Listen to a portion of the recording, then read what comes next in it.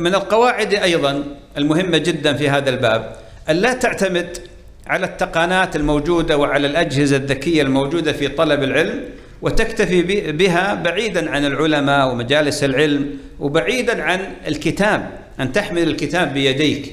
صحيح الوسائل الحديثة هذه اختصرت لنا الزمن، وفرت لنا المال في شراء الكتب، وفرت لنا أشياء كثيرة حقيقة وجهد كبير، لكن هذا في الواقع أنه إذا نظرت تجد بأن هناك فرق بين كونك تحضر في مجلس علم أو تحمل كتاب بيديك مثلا وتكتب وتحشي وشيء من هذا القبيل.